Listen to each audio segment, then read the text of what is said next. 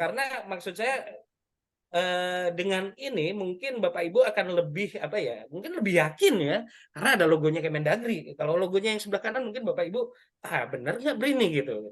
Tapi kalau logonya yang sebelah kiri nih Bapak Ibu, saya yakin 100% Bapak Ibu akan percaya gitu. Jadi di Permendagri nomor 7 ini ada ketentuan umum, pembentukan, tugas fungsi, jabatan, ya kan, ada pelaporan, ada pembinaan pengawasan, ketentuan lain, ketentuan peralihan dan ketentuan penutup. Ini ada bagian ya terkait dengan pembentukan ya. Jadi yang namanya BRIDA itu poinnya adalah memang OPD. Itu yang harus digarisbawahi. Jadi BRIDA bukan di bawah BRIN, tidak. BRIDA adalah OPD yang pastinya akan di bawah pimpinan daerah ya, kabupaten kota. Dengan adanya Undang-Undang 23 tentunya pasti ini otonomi gitu. Bentuknya dasarnya adalah oleh Perda. Terus ketentuan sebenarnya mengenai fungsinya semuanya sudah diatur di dalamnya. Terus kemudian harus mendapatkan pertimbangan ketika membentuk, itu sudah lewat. Pertimbangannya bentuknya apa itu juga sudah lewat karena Kabupaten Mojokerto sudah.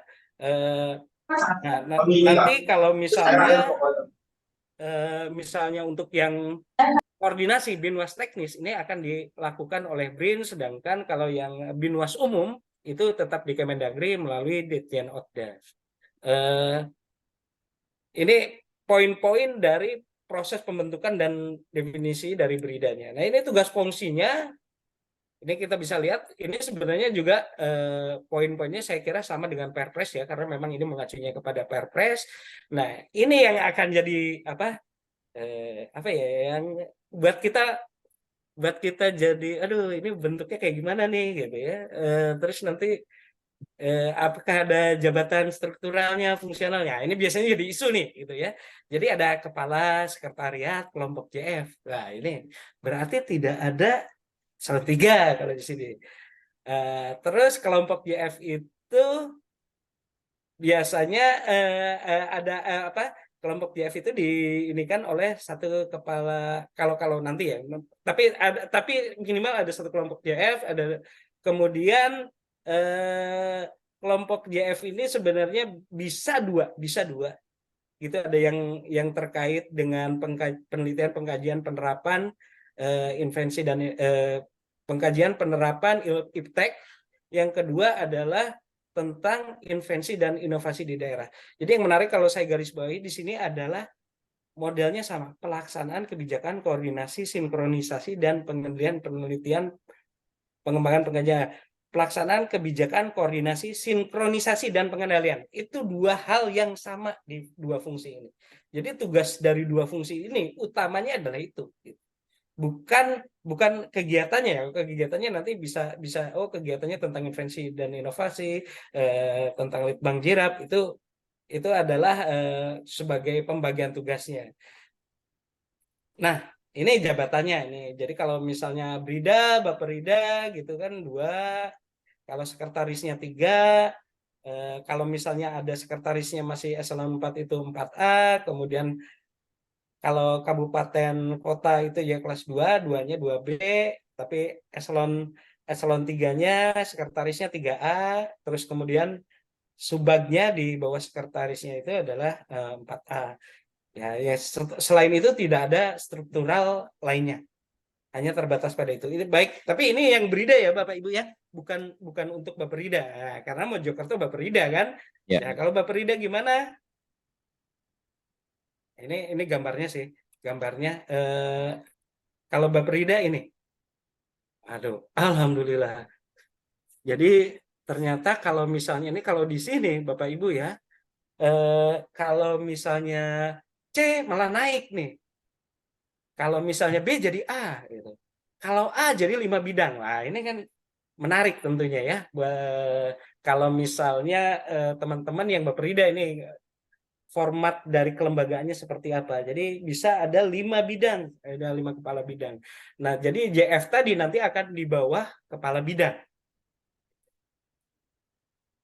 Nah, ini pelaporannya itu kan tadi sebenarnya ini tuh sudah merangkum ya isi dari Permendagri tersebut gitu, dari yang paparan OTDA ini. Jadi pelaporannya kalau kabupaten kota ya ke gubernur sebagai wakil pemerintah pusat. Tetapi kalau pemerintah pusat nanti akan maaf, kalau yang provinsi akan melaporkannya ke BRIN. Lagi menurut Ya, aku. gitu. Dan Mendagri. Nah, ini adalah kira-kira pembinaan Brida itu dilakukan kalau yang umum ya itu oleh Ditjen Okda Sekyu-nya, Mendagri Sekyu bidang Ditjen Okda. Kemudian kalau pembinaan teknisnya itu dilakukan oleh BRIN Sekyu Deputi Bidang Riset dan Inovasi Daerah. Ya di tempat kami Bapak Ibu ya. Kalau pengawasan umumnya nanti lewat Itjen kalau yang pengawasan umumnya, kemudian gubernur melakukan pembinaan terhadap Brida kabupaten kota. Mungkin nanti sekiunya adalah Brida provinsi atau Bapperida provinsi. Nah, itu nanti mungkin yang akan terjadi nanti ke depan seperti itu. Dan mungkin ya pasti terjadi seperti itu karena aturannya seperti ini.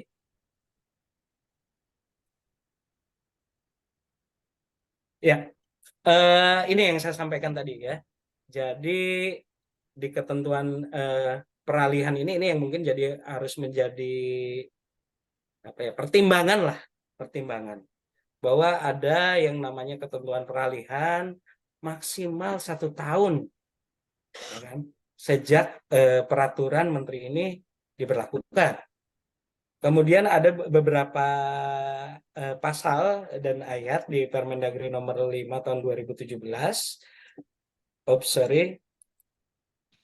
Dan 18. Jadi kalau Mei ini kalau kalau saya tidak salah ya yang ketentuan yang dinyatakan tidak berlaku. Jadi tidak berlaku sebagian yang di Permendagri nomor 5 tahun 2017 ini.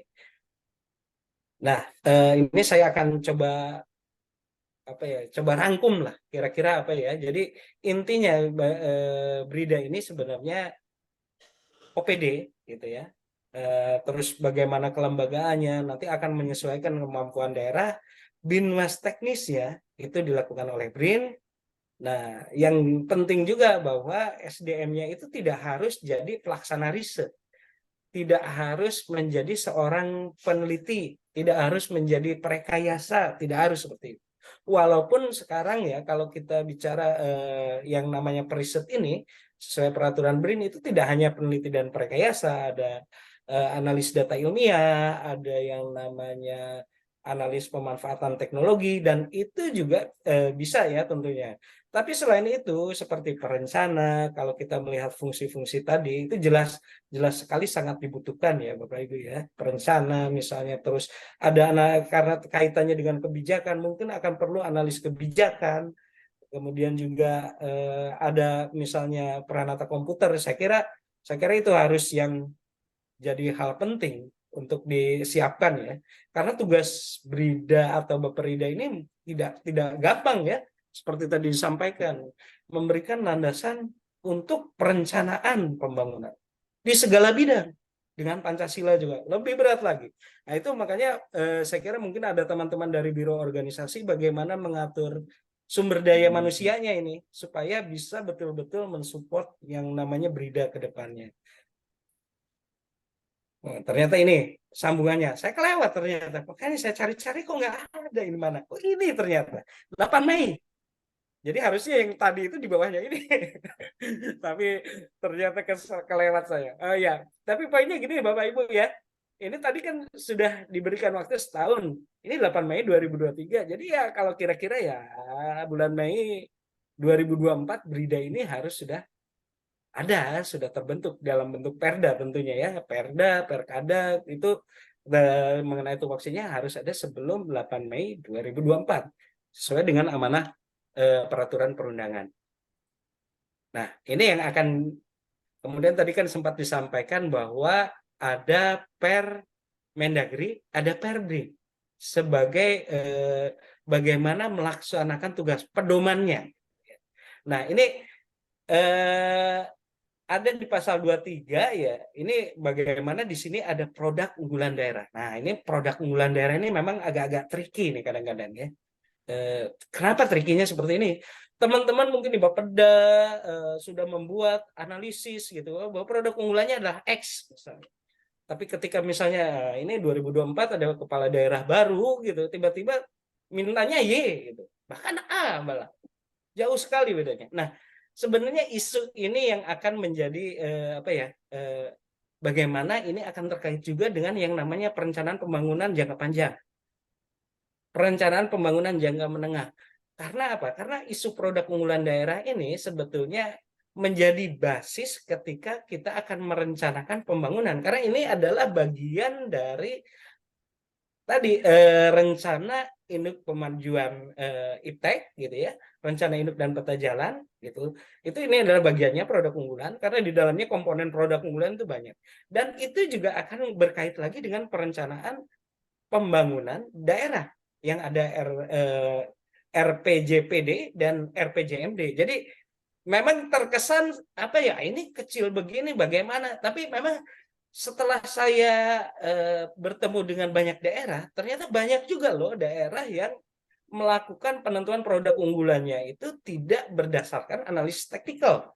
Padahal amanah dari undang-undang, ya Undang-Undang Perencanaan Nasional itu jelas sekali bahwa ketika kita akan melakukan dokumen perencanaan harus nomor satunya itu dilaksanakan dengan dasar analisis teknikal.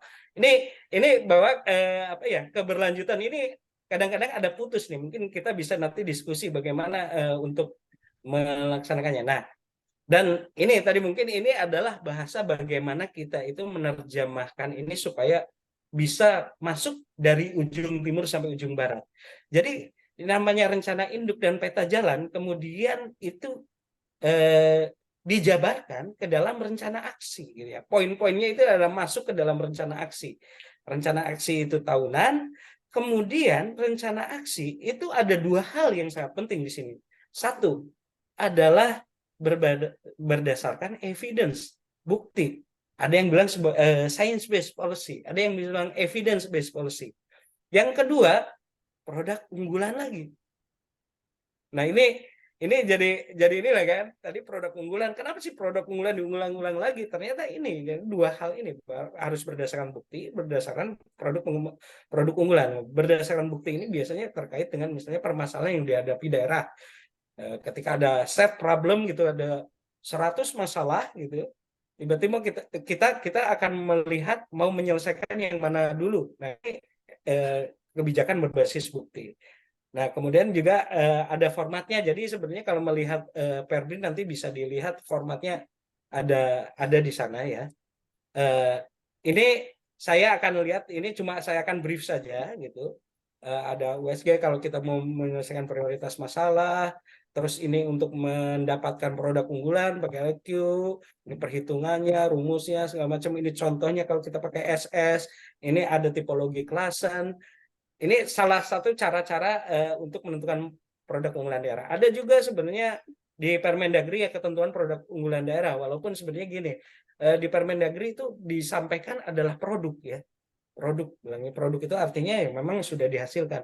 Tetapi kadang-kadang di daerah itu ada yang memang bentuknya itu memang bukan produk ya, tapi komoditas di sektor-sektor yang memang mereka masih berbasis pertanian. Nah, ini nanti bisa disesuaikan. Saya kira ini sebagai acuan saja kenapa misalnya poin itu menjadi produk unggulan atau bisa dibilang produk atau komoditas unggulan. Ada penyerapan tenaga kerja, sumbangan terhadap perekonomian, sektor ekonomi basis dapat diperbarui. Nah, ini makanya kenapa kalau misalnya tambang, pertambangan dan galian tuh banyak daerah yang itu menjadi tulang punggung perekonomian tidak dapat dimasukkan sebagai produk unggulan. Bahan baku, teknologi dan lain-lainnya. Ini bentuk-bentuk analisis lainnya. Ya, ini yang tadi saya sampaikan bahwa kadang-kadang kita harus melakukan apa ya? Melakukan adjustment ya, penyesuaian bahwa ketika hasil analisis kita seperti ini ketemu dengan pemimpin baru yang datang, mereka punya seperti ini, tapi tugas kita adalah memberikan alternatif kebijakan dan alternatif kebijakan ini akan muncul kalau kita sudah menganalisisnya dengan analisis teknikal gitu. Kalau misalnya kita tidak mempersiapkan itu gitu ya, ini mohon maaf bisa saja terjadi kan penentuan produk unggulan yang ditetapkan oleh pimpinan daerah itu tidak berlandaskan poin-poin tadi seperti yang di Permendagri ini ya. Maaf, saya sedikit balik.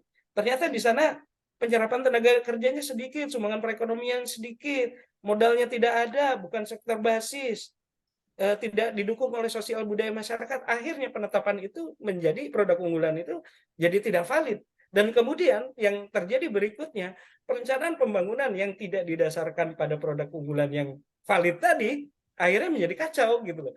Jadi seolah ini sederhana penetapan unggulan ini, tetapi saya kira rentetannya akan sangat panjang terkait dengan perencanaan pembangunan daerah. Ya, ini banyaklah alat analisisnya, saya tidak akan terlalu detail. Ini sebenarnya juga gampang, Bapak Ibu tidak usah takut dengan rumusnya karena tinggal dimasukkan ke Excel itu sudah keluar angkanya, gitu ya. Tapi ya walaupun begitu memang ada kelemahan ya kalau kita tidak balancekan itu atau tidak perkuat itu dengan data-data primer di lapangan. Kadang-kadang data itu modelnya interpolasi gitu, kadang-kadang terjadi kemudian datanya itu tidak menggambarkan seperti apa yang ada di lapangan. Sebagai contoh, ada suatu daerah yang katanya produk unggulannya itu adalah lada. Saya bisa menerbak, Bapak Ibu bisa tebak tuh daerah mana itu. Lada itu sudah dari zaman penjajahan terkenal bahwa daerah tersebut adalah penghasil lada nomor 1. Kemudian berdasarkan data statistik, mereka itu memang besar sekali produktivitasnya. Ketika saya ke lapangan, ternyata kebun ladanya tidak ada. Hanya tinggal 1 hektar. Wah, kemana terus yang lainnya? Ternyata berubah jadi sawit, Bapak Ibu. Ya, jadi ini realitas yang terjadi di lapangan, maksud saya ini kaitannya kan dengan perencanaan jangka panjang dan perencanaan jangka menengah. Ini ya harus betul-betul dilihat sehingga tidak, memang ini akan menjadi basis ya analisis teknikal itu, gitu kan, perhitungannya dilihat, lihat di lapangan itu akan memperkuat bukti-bukti yang dibutuhkan. Nah, ini saya kira juga nggak akan saya jabarkan lebih lanjut. Nanti gampang, poin-poin ini bisa disampaikan. Ini adalah tadi rencana aksinya, gitu ya, evidence based policy, ada formatnya di Perbrin. Ini juga sudah ada, bahkan di sini kalau kita lihat nih sudah ada per elemen ya, ekosistem, kegiatan subkegiatan, bahwa kan ini tuh kalau misalnya bahasa orang perencanaan daerah gimana ya? Cross cutting program biasanya bilangnya seperti itu ya. Jadi ada fokus yang akan kita tuju, kemudian kita mulai identifikasi ini kegiatannya ada di OPD mana saja. Nanti dari OPD ini bisa fokus ke arah sana gitu ya. Sebagai contoh misalnya kalau misalnya fokusnya ke pariwisata misalnya. Bagaimana nanti dari dinas yang terkait misalnya dari UMKM-nya mengadakan pembinaan pariwisata, yang dari PU-nya memperbaiki jalannya gitu. Dan ini akan menjadi tugas berat dari Brida garis miring Baperida. Ya. Jadi merencanakan itu, oh ini sumber dayanya ambil di mana, fokusnya kemana. Ini saya kira luar biasa, nanti sangat strategis nih tugasnya Brida atau Baperida ke depan. Ya, ini bagian saja Bapak Ibu saya harus sampaikan karena tugas saya sebagai ini ya koordinator fungsi bintek dan supervisi. Jadi ini adalah beberapa bintek ya. Ada yang ini seperti ini. Ini detail Bapak Ibu agak susah sih. Memang kami bisa sampaikan ya. Kalau masalah Excel perhitungan kami bisa sampaikan. Waktu kemarin yang sudah ada meminta ke kami adalah Kota Waringin Timur. Mereka mengirimkan data, walaupun data terbatas sektor, terus kami terima, kami olah di Excel, kami kirimkan Excelnya, hasilnya kami serahkan. Free of charge, gitu. Gratis. Kami nggak akan minta bayaran untuk itu. Silakan dipakai, gitu. Tapi ya memang proseduralnya, karena ini tadi ya, kami tanggung jawabnya Binwas teknis, kami minta surat. Itu yang minta surat bahwa ada ini, kemudian kami olah masukkan ke Excel, Excelnya saya memberikan, ya pokoknya everybody happy lah, everybody happy pokoknya. Ini kerangkanya ya, kalau misalnya khusus nanti kalau misalnya untuk ini, karena memang ini mintanya adalah 4 JP, minimal 4 JP itu sekitar 180 menit minimal ya. Ini banyaklah yang akan kami ini kan. Jadi kalau ini praktek ya, kalau misalnya untuk kayak kita sekarang memang agak susah Bapak Ibu karena memang harus fokus.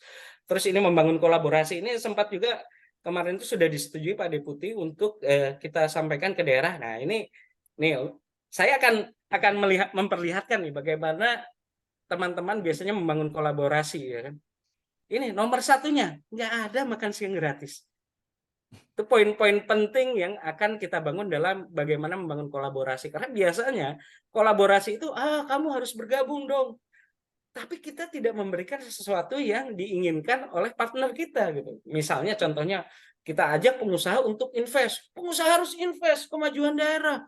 Ini harus pertumbuhan perekonomian. Tetapi kita tidak memberikan apa ya, insentif ketika mereka bergabung. Ya siapa yang mau akan bergabung? Nah, ini salah satu bentuk-bentuk BIMTEK di kami. Kemudian ini untuk UMKM juga kami siapkan beberapa ini karena memang ada teman-teman juga yang memang punya keahlian di bidang ini. Pakai AI, nanti kalau perlu nanti generate video promosinya pakai AI aja nanti. Nanti teman-teman yang akan bantu bagaimana melatih ya. Tapi walaupun ini tidak bisa yang apa ya, UMKM yang model apa ya, model jualan seblak gitu ya, mungkin tidak terlalu pas untuk ini, tapi mungkin untuk next level UMKM ya, mungkin yang udah mulai produk-produknya dijual ke luar atau misalnya produk-produknya punya pangsa prospek pasar yang besar, itu juga bisa kita bantu. Ini tim kami ada beberapa orang, ini promosi saya banyak, salah satunya ada yang PhD sedang PhD candidate di Belanda. Jadi nanti jadi tim kami solid, bisa bantu Bapak Ibu. Saya kira demikian. Tidak terlalu lama kan Pak Yusuf ya? Iya.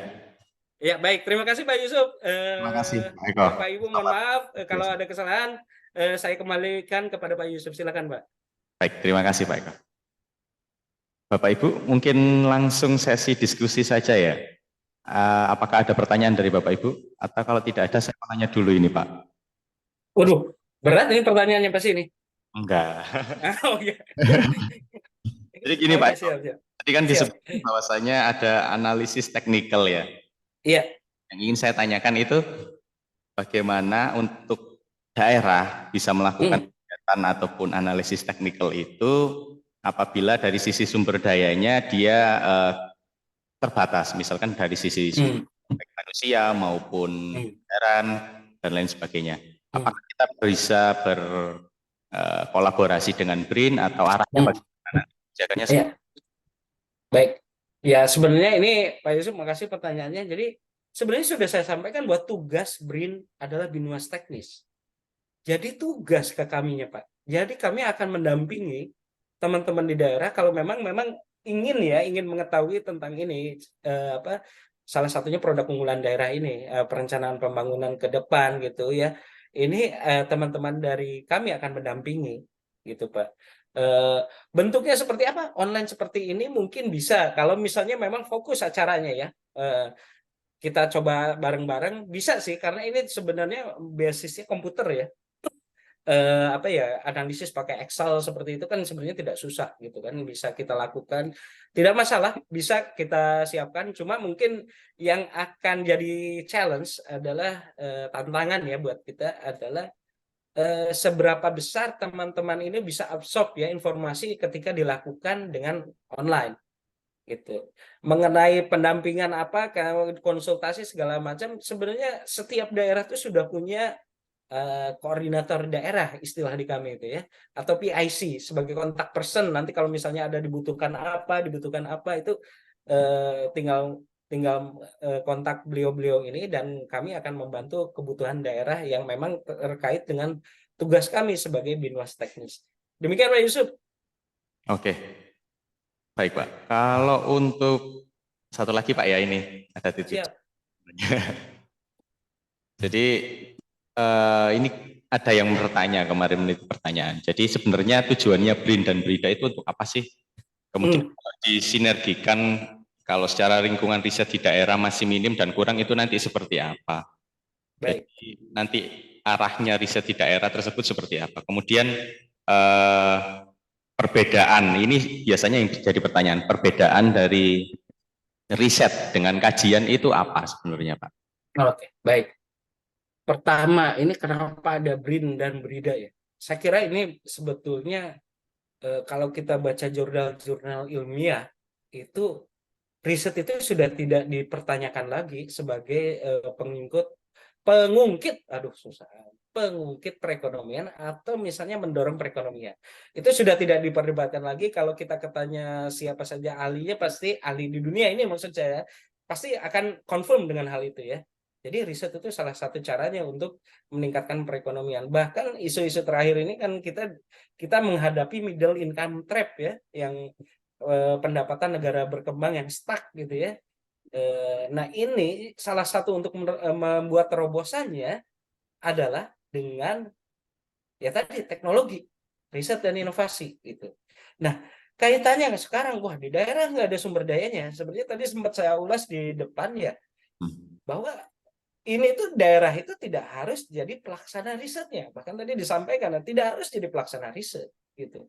Bahkan daerah-daerah ini bisa menjadi apa ya? Menjadi dalam sekarang ini tahapannya adalah sebuah proses untuk menjadi muncul kemampuan, muncul fokus muncul riset, karena memang kalau di negara Eropa, Korea, Jepang memang mereka itu kalau yang untuk riset ini justru di pemerintah daerah. Ada kawasan sains teknologi, STP, Sains Teknopark, itu sebenarnya di daerah gitu ya. Jadi yang membina sains teknopark itu daerah, bukan bukan pemerintah pusat. Nah, ini kaitannya kalau kami misalnya belum punya sumber daya ya untuk tahap ini kan kita sambil berproses bisa ke BRIN.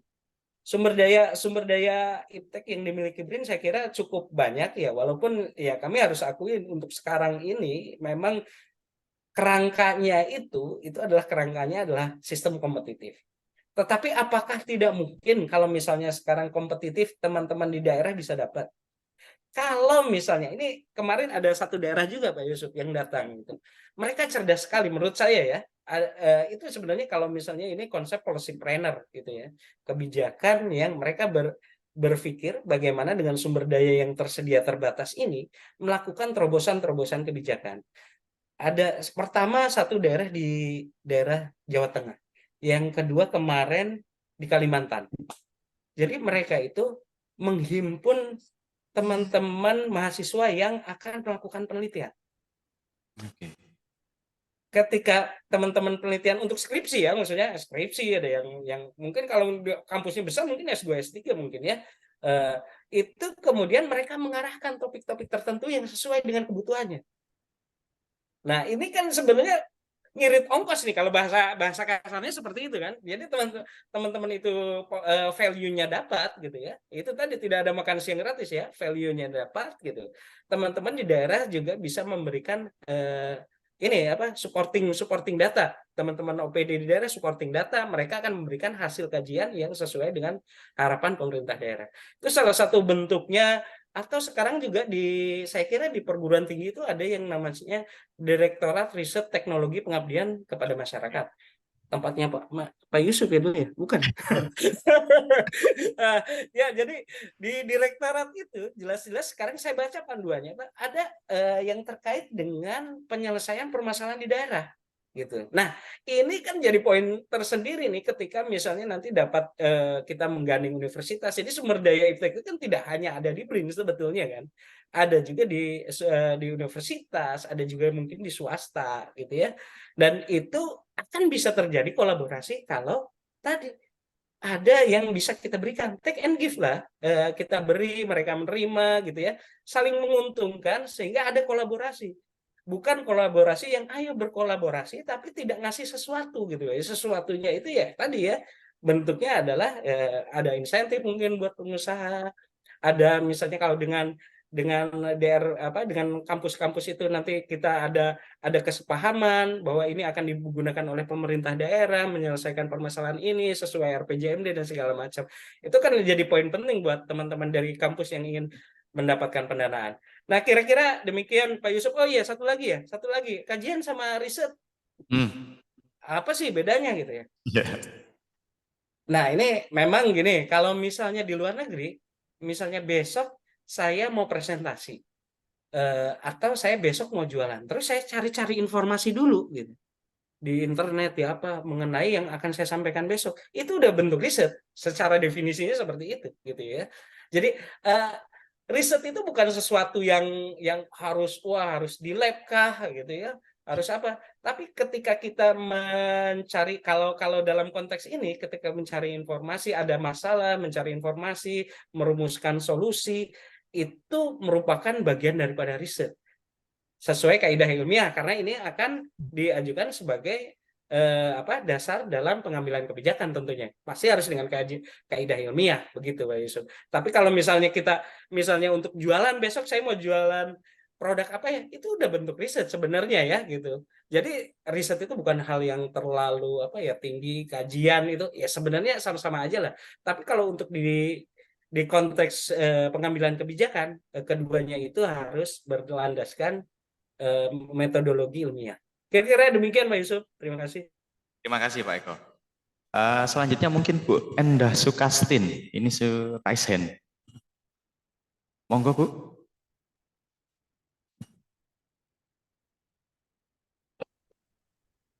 Halo, apakah tersambung Bu Endah?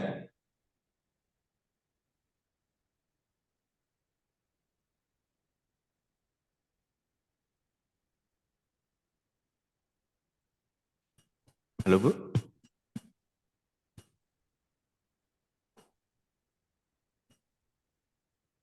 Cek, mungkin mic-nya belum tersambung Bu.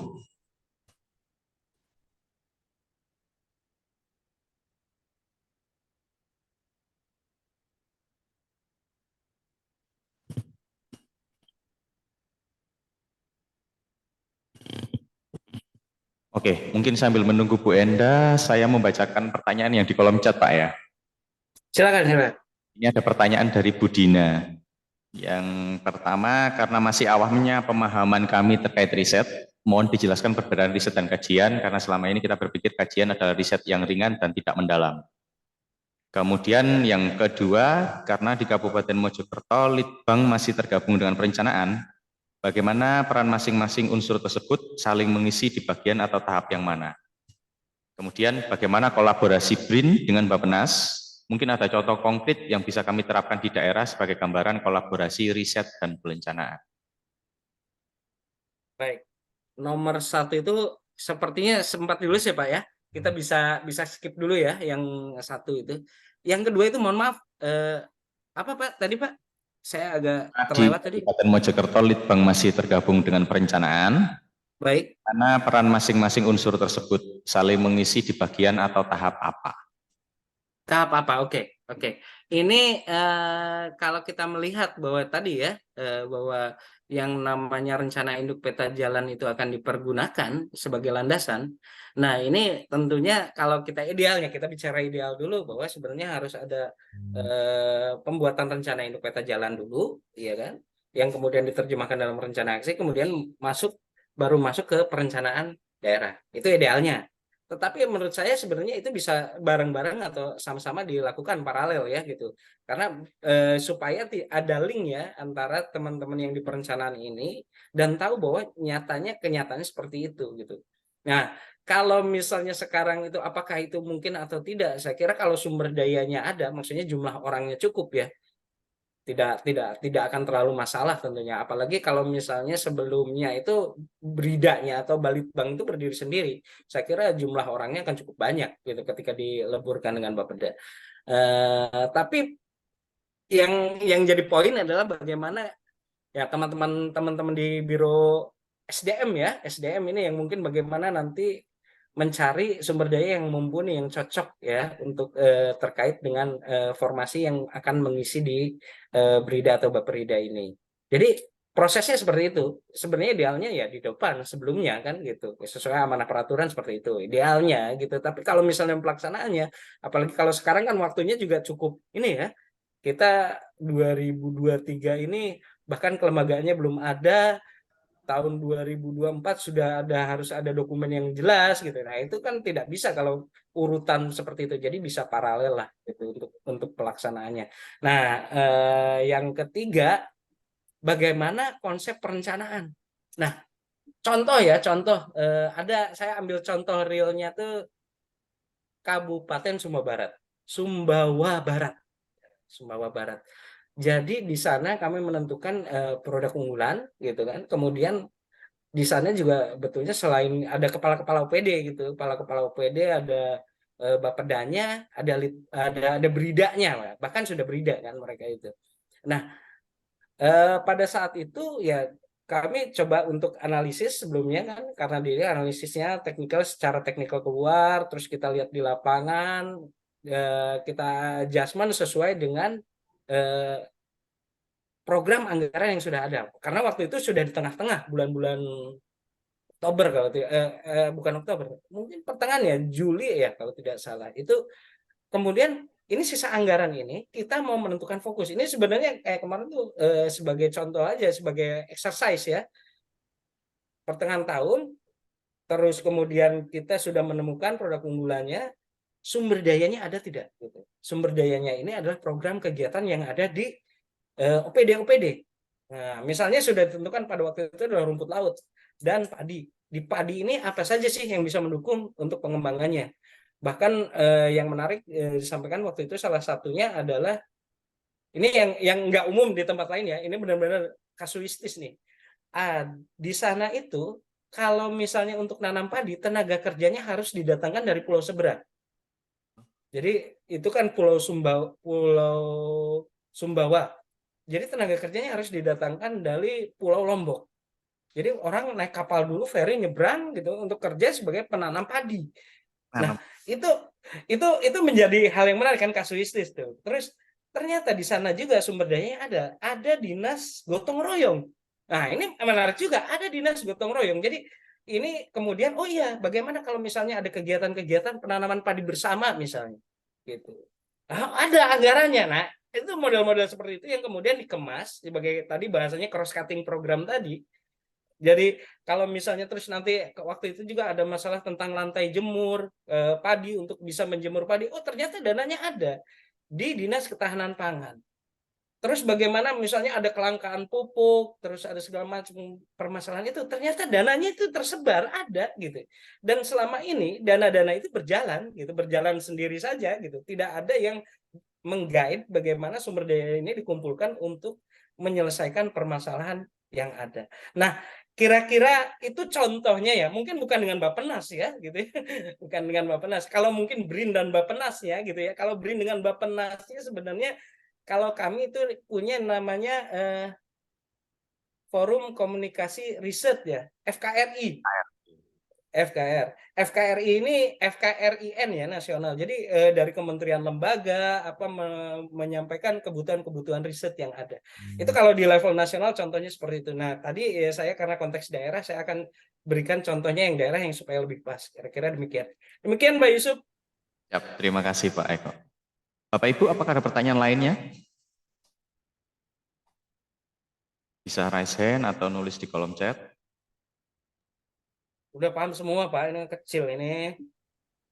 Barang kecil ini udah pasti paham lah teman-teman dari Mojokerto, udah luar biasa pasti.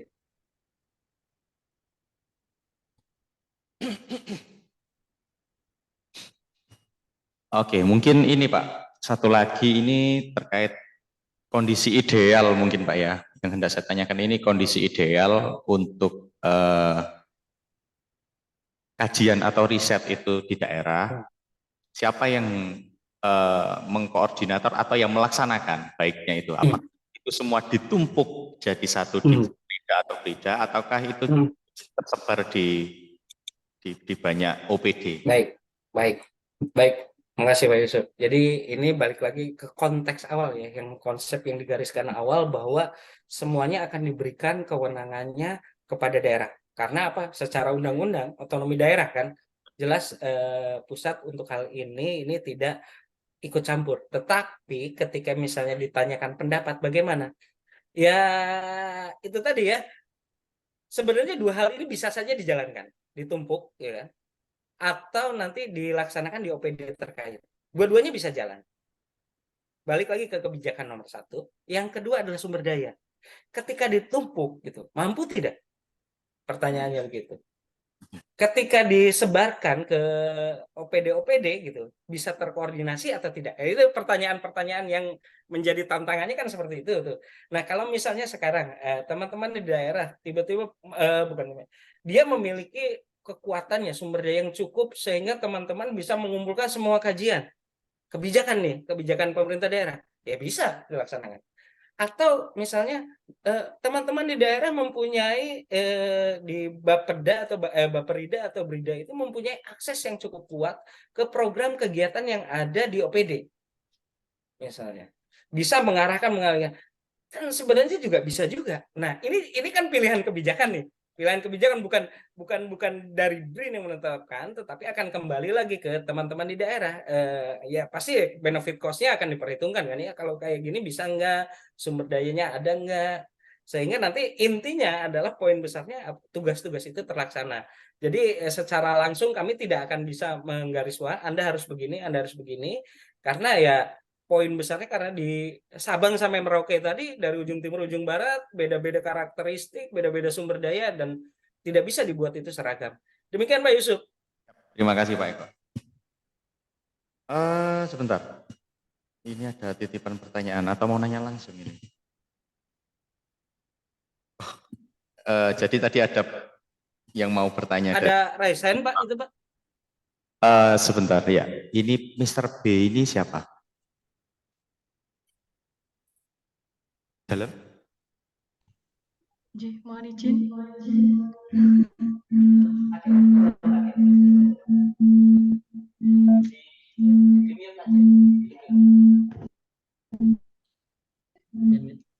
Mohon izin Pak Eko. Assalamualaikum warahmatullahi wabarakatuh. Waalaikumsalam warahmatullahi wabarakatuh. Silakan Bu. Mohon izin, perkenalkan saya Tian dari bidang penelitian dan pengembangan.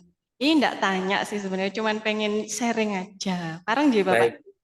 Silakan Bu, silakan Bu. Saya juga akan sharing nanti.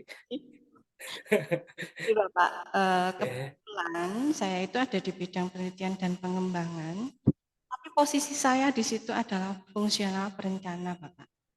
Nah, karena memang ini juga baru 2-3 tahun berjalan bidang ini, saya ingin istilahnya sharing dengan kegiatan yang ada di kami yang menjadi amanah saya, yang saya kerjakan, yang saya lakukan tiap tahunnya. Jadi Bapak, kita ada kajian atau analisis terkait ini kegiatan-kegiatan seperti contoh misal kita menganalisis angka kemiskinan Bapak. Nah, hasil dari kajian kami itu adalah rekomendasi atau kebijakan seperti itu. Yang itu nantinya jadi dasar perencanaan Bapak. Kan ngerti Bapak Nji? Nah, itu yang istilahnya kita itu melakukan kajian atau analisis dengan tema-tema seperti itu tuh harapannya kan ini Bapak, bisa untuk menunjang pencapaian program RPJMD maupun RKPD Bapak. Baik. Saya juga ini ya istilahnya apakah kemudian hasilnya itu nanti dipakai OPD karena memang kita memberikan hasil kajian itu kita berikan. Kemudian apakah OPD itu melaksanakan hasil kajian itu harusnya memang kita mengevaluasi Bapak ya. Maksudnya kan seperti itu ya. Kita laksanakan di awal tahun seperti contohnya di awal tahun 2023 ini selesai kajian-kajian itu di awal tahun, kisaran semester pertama sudah selesai dan kemudian kita memberikan ke OPD hasilnya. Oh ini loh rekomendasi semisal kayak hasil kemiskinan ini kajiannya, oh program-program ini harusnya begini yang dilaksanakan oleh OPD. Nah itu kan seyogyanya, sebaiknya, idealnya kan kita bersama-sama mengevaluasi supaya tahun kedepannya capaian itu lebih baik lagi kan seperti itu Bapak Nji. Saran mawon Bapak, apakah yang istilahnya sudah kita laksanakan seperti itu sudah bisa dikatakan sudah baikkah atau ada sebaiknya apa istilahnya seperti ini loh langkah-langkah yang diambil terkait hasil kajian. Ngapunten itu yang pertama. Kemudian ini Bapak, ini agak curhat ini Pak. Kita Mama Dede dong kalau curhat Bu. ada inovasi Pak, inovasi Iya, lanjut Bu, silakan Bu. Nah, ini tuh aduh, kita tuh kadang ini Pak, kesulitan sekali manakala inovasi OPD itu kan masuk juga di perjanjian kinerja dengan Bupati Bapak, tapi sangat-sangat susah untuk ini loh Pak, mancing mereka supaya bisa melakukan inovasi sesuai dengan tusinya OPD-nya masing-masing itu Hmm. kesulitan. Sudah kita, Hmm. kalau sudah enggak, effort kita tuh enggak ini deh Pak, Hmm. enggak setengah deh untuk gembleng mereka, Hmm. istilahnya ngawal mereka, tapi ya gimana ya, inovasi, aku lo gak ada inovasi, aku lo gini-gini. Terus ya dengan 20 indikator lagi itu Pak, itu ya, Hmm. Hmm. Hmm. iya kalau di kita pas des gitu iya gitu, tapi ternyata pas pulang sudah belum gitu. Ya gimana Pak ya, Iya, iya, susah sekali gitu loh Pak untuk, iya. kadang mereka aku lo gak inovasi apa kan gitu, dan Hmm. kadang kan perlu anu Pak ya Kak, 2 tahun itu kan apa kayak ini inisiasi, kemudian Hmm. implementasi dan sebagainya itu kan kadang mereka itu merasa kesulitan. Nah, kita sendiri kan selaku bidang pengawal, bidang pengampu itu kan ya kita sudah nggak kurang-kurang. Nah, curhatannya seperti itu Bapak. Salah duanya. Baik, baik, baik. 8 Bu nilainya Bu, salah 2 soalnya. Siapa Pak? Monggo. Nyuwun saran dan Baik, baik, terima kasih Bu. Eh, Tanyanya menarik nih. Saya kira ini juga banyak sih di tempat apa di daerah-daerah lain ya, terkait dengan ya isu-isu seperti ini lah Bu ya. Putian nih. Sebenarnya itu sudah bagus ya Bu ya, yang sudah dilakukan itu sudah bagus. Mungkin bisa ditingkatkan lagi karena isunya seperti ini kan tadi, belum tentu yang menerima rekomendasi itu menggunakan. Itu kan jadi isunya seperti itu deh. Kalau misalnya saya berpikir ini kerangka akan nyerempet nomor 2. Bagaimana kita ini secara kreatif membuat mereka mau menggunakan itu, gitu ya. Contohnya seperti ini. Kalau mereka dari awal diajak sebenarnya untuk menentukan masalahnya bersama-sama dan mereka menganggap bahwa itu harus diselesaikan, gitu ya. Ini kan menjadi suatu dalam tanda petik jaminan bahwa mereka akan memakai itu. Gitu. Nah, ini proses kreatif ya Bu ya, yang dulu saya itu juga kebetulan saya jurusannya kan kewirausahaan Bu, saya sekolahnya itu. Ternyata di kewirausahaan itu ternyata berdasarkan studi gitu, ternyata yang namanya kewirausahaan itu bisa diajarkan. Nah, ini kaitannya dengan nomor 2 nih, ya. Nomor 2 bahwa bagaimana daerah teman-teman di OPD itu berkreasi, berpikir. Salah satu konsep yang paling biasa dikenal itu adalah pain point. Jadi pain itu sakit. Pain-nya itu pain sakit ya, poinnya itu titik sakit. Jadi ketika misalnya sudah ada pain point atau masalah ya, gitu ya, yang kemudian disepakati bersama, diselesaikan bersama, gitu ya, itu menjadi jaminan mutu dia akan menggunakan. Kemudian ketika misalnya mau inovasi apa, aku nggak punya inovasi, ya karena belum bisa menemukan masalahnya. Kalau dia sudah menemukan masalahnya, oh ini berpikir, kita mulai berpikir kita bagaimana menyelesaikan ini dengan sumber daya yang ada. Nah itu sebenarnya kerangka-kerangka ini juga tadi di materi-materi BIMTEK kita, kalau misalnya share-share untuk ini bisa dilakukan. Nanti kita contoh misalnya lihat real ke lapangan misalnya, oh ini ada seperti ini masalahnya apa, terus solusinya bagaimana, itu sebenarnya juga bisa di apa ya, bisa ditransfer gitu, knowledge itu bisa ditransfer. Nah itu mungkin Bu cara-caranya ya. Poin pertama adalah kita libatkan mereka dari awal untuk menentukan masalah sehingga kajian-kajian rekomendasi kebijakan itu sesuai dengan kebutuhan mereka. Yang kedua gitu ya, ketika ini ada masalah itulah dasar untuk berinovasi gitu. Karena pain point, kita akan selesaikan masalah itu dengan suatu hal yang selama ini tidak bisa terselesaikan dengan program kegiatan yang ada, kan begitu Bu ya. Gitu. Itu cara untuk menumbuhkan inovasi-inovasi baru. Demikian Bu Tian. iya Pak. Terima kasih banyak. Sama-sama Bu. Silakan Pak Yusuf.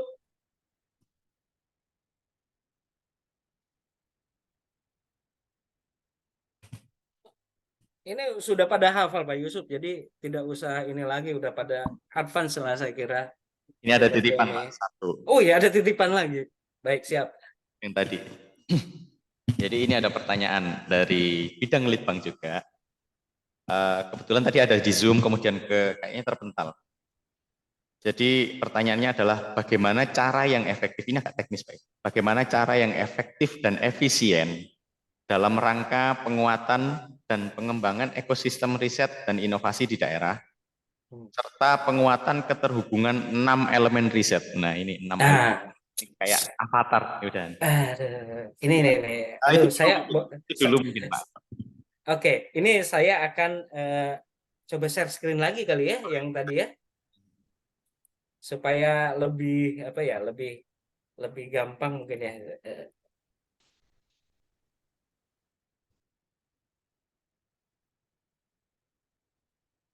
Eh, ya, lah, kok yang ini ya? Ternyata ini nggak bisa di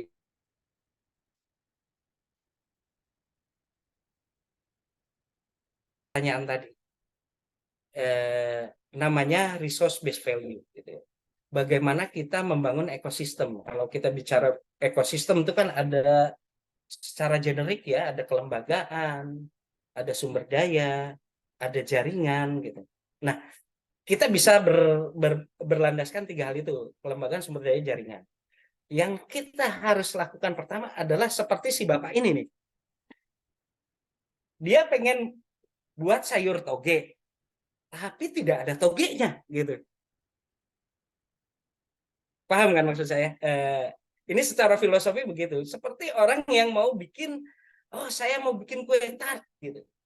Tapi dia tidak punya gula, tidak punya tepung, tidak punya apa gitu ya. Itu akan menjadi tantangan buat dia gitu. Nah, paling paling bagus apa ya? Ketika kita akan membuat sesuatu, kita tahu kita punya apa gitu. Kita lihat misalnya kalau ekosistem tadi, secara sumber daya, oh ya ada misalnya ekosistem riset gitu. Ya kita misalnya ada kampus-kampus di situ. Ada misalnya dulunya ex badan-badan atau ada apa kayak PTPN dulu kan punya instansi risetnya misalnya seperti itu.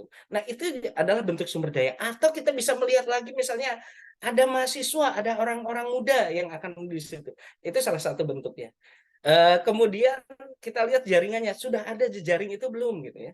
Keterhubungan antara aktor-aktor yang ini, sumber daya yang kita lihat tadi ya, gitu.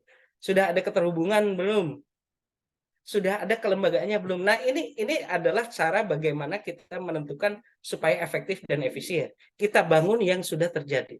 Sebagai contoh, ini bukan buka borok ya, sebenarnya mungkin itu bahan evaluasi kita bersama. Jadi dulu tuh zaman STP, Sains Teknologi Park ya, banyak sekali STP yang dimunculkan oleh pemerintah daerah. Teman-teman di daerah berupaya mendapatkan itu karena satu ada dukungan untuk pembangunan misalnya gedungnya, ada dukungan untuk bahkan waktu itu beli lahannya. Cuma gitu ya, cuma ternyata itu yang istilah orang-orang apa ya, orang-orang ekonomi inovasi itu bilang bahwa itu adalah over engineering. Jadi daerah yang tidak ada itunya dipaksa ya, dipaksa padahal belum ada aktor-aktornya, belum ada kelemahannya, belum ada jejaringnya, nggak ada, dipaksa dibangunkan gedung-gedung itu berharap nanti akan ada yang datang mengisi. Tetapi ya itu tadi kalau misalnya tidak ada ini, itu kan jadi biaya dan tidak efektif dan efisien. Jadi akan lebih baik gitu ya. Kalau misalnya kita bisa nomor satu kita identifikasi kita mau buat apa, ya kan? Setelah itu kita lihat sumber daya yang mendukungnya itu apa, punya tidak. Nah, ini memang ini bagian trik berikutnya nih. Ketika misalnya sumber daya itu kita tidak punya, tetapi orang lain yang punya, bagaimana caranya supaya orang lain yang punya itu mau bergabung? Nah, itu bagian bagian BIMTEK kita itu. Nanti berikutnya kita bisa sampaikan bagaimana strateginya gitu. Ketika kita tidak punya sumber daya itu, tetapi sumber daya yang dimiliki orang lain itu sehingga mau bergabung. Tadi konsep kolaborasi tidak ada makan siang gratis. Ini yang nanti akan bisa kita sampaikan gitu. Kalau misalnya nanti teman-teman dari Mojokerto ingin lebih mendalami lagi. Nah, itu kira-kira Pak Yusuf ya. Satu, jadi harus tahu betul kita tuh punya apa. Jangan sampai kita ingin sesuatu yang sebenarnya kita tidak memiliki modal untuk itu. Bisa, tapi sumber daya yang akan kita keluarkan jadi sangat besar, tidak efisien, gitu kan? Terus kemudian kalau misalnya sudah ada sumber daya itu sudah kita petakan, itu akan lebih efektif karena kita sudah tahu nih kita butuh biaya untuk apa aja untuk memperkuat arah mencapai ekosistem tadi. Demikian Pak Yusuf, terima kasih.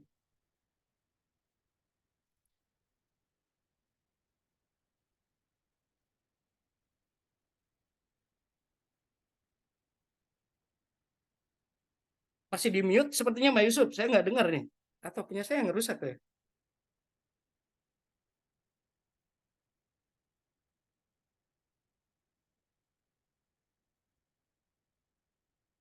Ya, ya. Jadi yang kedua ada 5 pemanfaatan riset dan inovasi. Langkah konkret dalam perencanaan pembangunannya seperti apa? Bagaimana Pak? Terputus Pak. Saya cuma dapat buntutnya aja. 5 riset Ya, dan inovasi. Mohon ada maaf. pemanfaatan, ada 5 pemanfaatan riset dan inovasi. Kemudian pertanyaannya adalah langkah konkret dalam perencanaan pembangunan seperti apa? 5 pemanfaatan riset dan inovasi. Maksudnya seperti apa ya? Ini bentar. Saya masih belum nangkep poinnya tuh. Mohon maaf nih. Jadi yang di Perprin 5 itu loh Pak. Jadi langkah konkret Oke. perencanaan pembangunan seperti apa? Iya. Ya sebenarnya gini kan, yang tadi tuh Pak, hasil-hasil riset itu ya sebenarnya.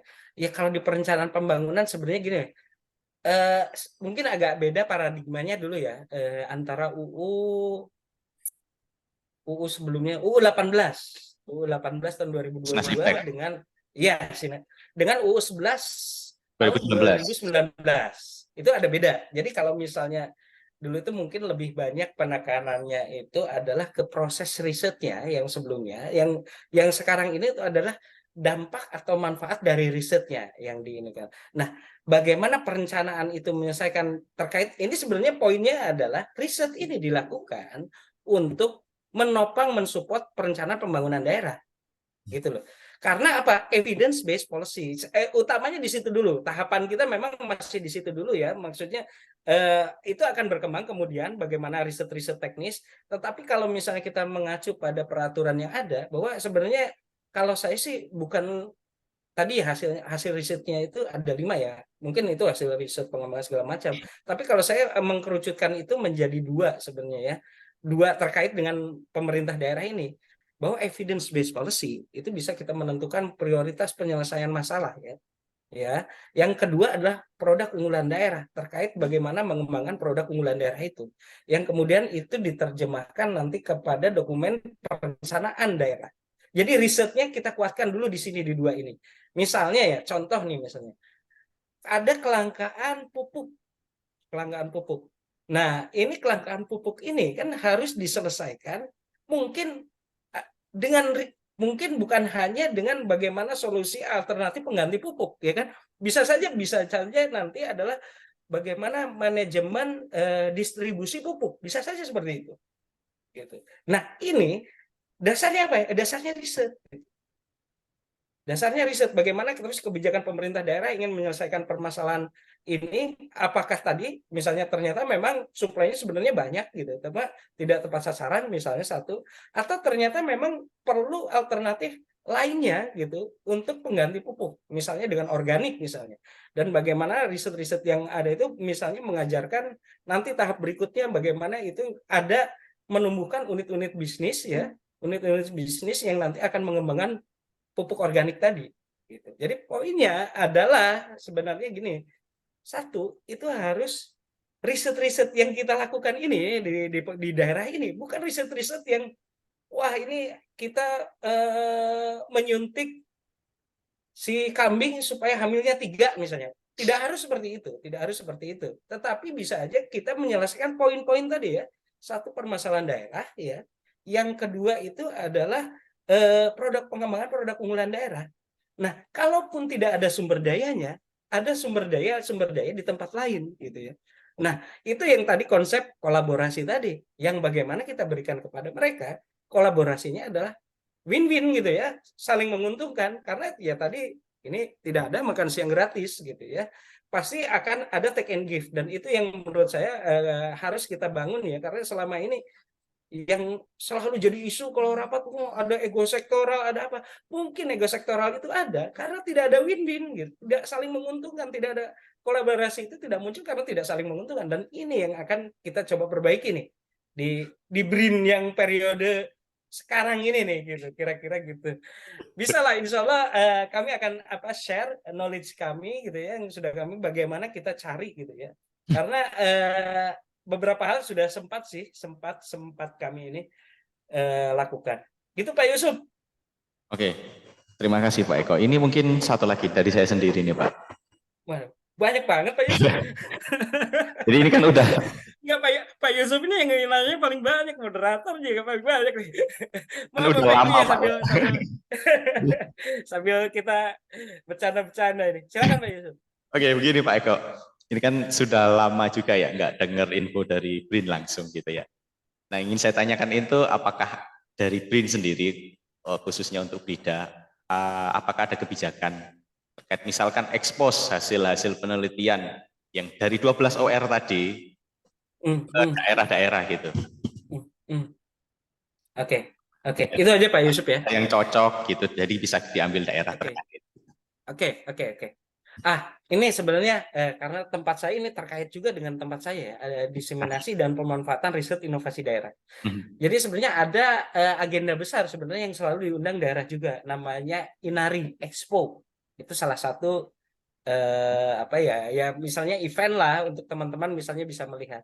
Tetapi yang lebih efisien ada juga, versi ekonomi sih ada juga. Namanya websitenya Intip Daku. Intip biasa, sambung daku. Dakunya pakai Q, bukan K.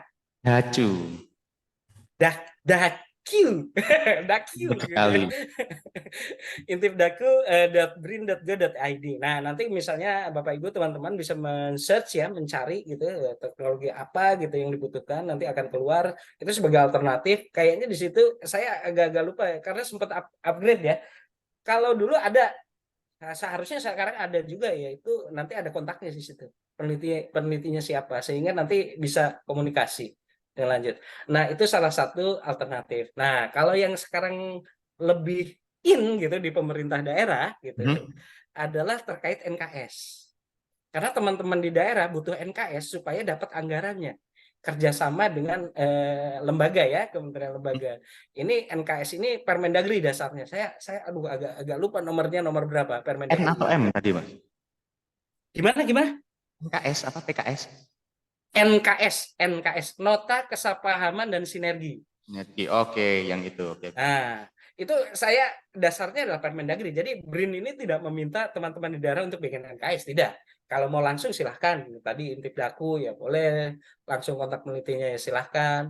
Tetapi justru teman-teman di daerah ini yang malah inginnya diformalkan dalam bentuk NKS. Karena kaitannya dengan pengajuan anggaran sebagai lampiran. Dan di daerah juga ada sekretariatnya itu di Setda tentang kerjasama ini. Nah, kalau misalnya seperti itu, biasanya teman-teman itu akan coba dulu komunikasi, integrasi. Apa saja sih yang dibutuhkan, yang mau dikerjasamakan dengan BRIN, kemudian nanti kontak PIC-nya gitu ya, PIC-nya gitu, terus PIC yang dari BRIN nih, untuk yang terkait tanggung jawab itu, kemudian sampaikan misalnya poinnya kita pengen kerjasama A, B, C, D, E, F, G, H, I, Z gitu ya. Terus biasanya teman-teman itu akan menyampaikan ininya, draft nota kesepahaman dan sinerginya. Terus minta supaya dikirimkan surat dari kepala daerah ke kepala BRIN. Gitu. Nanti teman-teman yang di BRIN akan mencari yang pas siapa nih ORPR-nya terkait permohonan tadi NKS tadi. Nah, setelah itu biasanya udah langsung teman-teman yang di daerah ketemu dengan ORPR-nya nih, yang pas bahasnya detailnya, terus termasuk anggaran yang tersedia berapa. Silahkan langsung dikerjasama dengan ORPR-nya. Kira-kira gitu Pak Yusuf. Oke, terima kasih infonya Pak Eko. Siap. Ada pertanyaan lagi? Atau sudah cukup?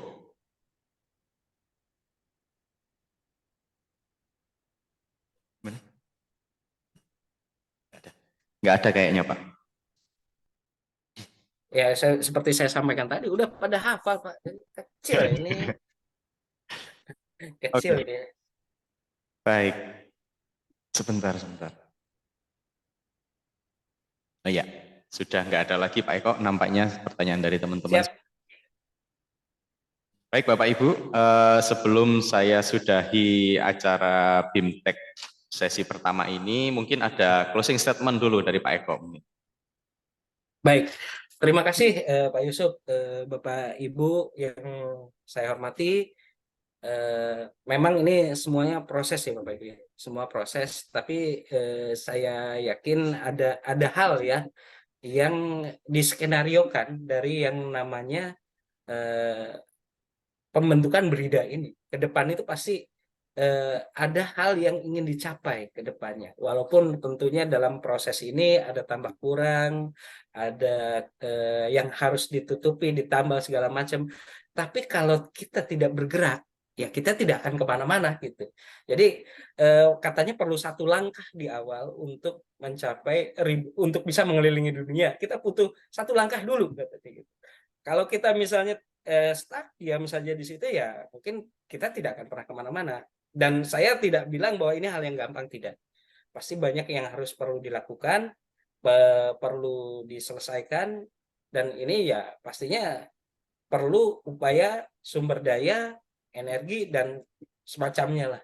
Jadi Bapak Ibu semangat pastinya bisa lah gitu. Dan tugas-tugas ini mungkin diharapkan nanti ada perubahan yang signifikan antara dulunya bidang litbang gitu sekarang jadi Brida atau Baperida itu kami berharap sih akan ada dampaknya sesuai dengan apa yang sudah kami coba berikan panduan. Kami juga akan mengevaluasi nanti gitu ya. Kami berharap akan ada perubahan yang signifikan. Kemudian sebelum itu Pak Yusuf, jadi saya mohon maaf gitu kalau misalnya ada kesalahan ya, mungkin saya terlalu banyak bercanda gitu, bercanda gitu kan. Ya, jadi saya mohon maaf gitu kalau misalnya ada hal-hal yang tidak berkenan untuk Bapak dan Ibu. Tetapi poinnya adalah saya berupaya supaya ini tuh kita lebih bisa menerimanya tuh dengan enak gitu ya, lebih cepat bisa diterima, kemudian kita bisa cerna dan nanti kita bisa belajar dari itu gitu, sama-sama belajar lah. Saya juga belajar dari Bapak Ibu. Dan saya juga minta maaf juga ya kalau misalnya ada hal-hal yang menurut Bapak Ibu kurang pas gitu. Eh, Demikian Pak Yusuf, terima kasih. Terima kasih Pak Eko. Terima kasih untuk closing statement dan tadi yang disampaikan. Bagi Bapak Ibu peserta BIMTEK sesi pertama ini, barangkali seperti yang disampaikan Pak Eko tadi, ada yang hendak bekerja sama atau berkolaborasi atau memanfaatkan hasil-hasil penelitian yang ada di BRIN, bisa nanti menghubungi bidang Litbang, bidang penelitian pengembangan yang ada di Bapeda. Nanti akan disambungkan langsung ke teman-teman yang ada di BRIN sana. Mungkin itu Pak Eko. Baik. Baik Bapak Ibu, saya rasa sudah sampai di penghujung acara untuk BIMTEK implementasi peraturan perundang-undangan untuk sesi peran serta riset dalam perencanaan pembangunan daerah. Saya selaku host dan moderator mengucapkan permohonan maaf yang sebesar-besarnya apabila ada salah kata, perbuatan atau materi yang kurang pas yang disampaikan. Akhir kata, billahi taufiq wal hidayah. Wassalamualaikum warahmatullahi wabarakatuh. Sampai jumpa di BIMTEK berikutnya, yaitu tentang JF perencanaan. Terima kasih. Terima Waalaikumsalam kasih warahmatullahi wabarakatuh. Terima Pak kasih. Yusuf, Bapak Ibu, Terima teman-teman kasih. semua. Izin Waalaikumsalam live. Sama-sama. warahmatullahi wabarakatuh. Terima kasih. Waalaikumsalam warahmatullahi wabarakatuh. Wabarakatuh. Bapak Ahmad, Siap.